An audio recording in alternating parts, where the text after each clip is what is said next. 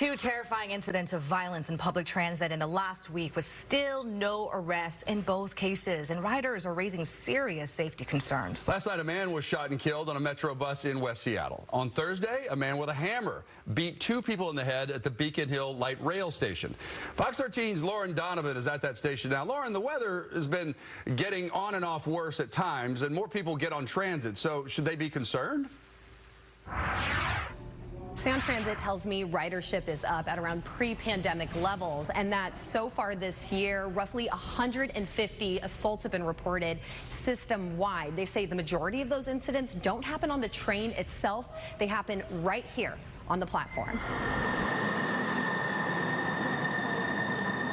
That's awful that happened. You're looking at the man who used a hammer to send two transit riders in their 60s to the hospital Thursday. You see people like this a lot, like in public, and it's hard to know whether they're actually a threat or not. The unprovoked attack happened here at the Beacon Hill station, which used to be Gene Kim's neighborhood stop. Before I had a car, that's the only way I got around. But these days, he avoids transit, though he recognizes that's a luxury not everyone can afford.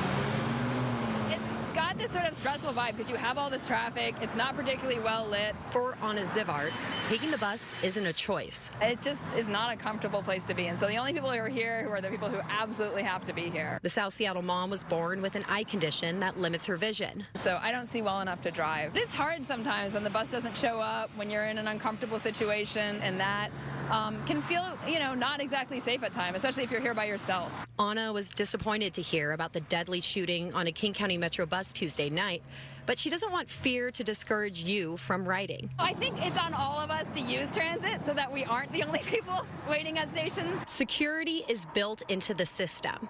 You won't spot them at the bus stop. But at the Beacon Hill Light Rail platform, there's a few emergency buttons.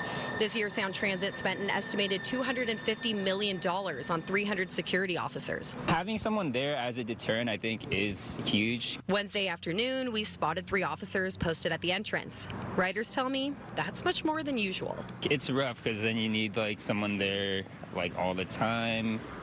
Beacon Hill riders told me these elevators right here, they're another point of concern. And that's because these elevators, they're the only way to get to and from the platform. Passengers are worried about the door closing and getting stuck inside with someone like that guy with the hammer. In that case, there's no plan B, no opportunity to escape. Reporting in Seattle, Lauren Donovan, Fox 13 News.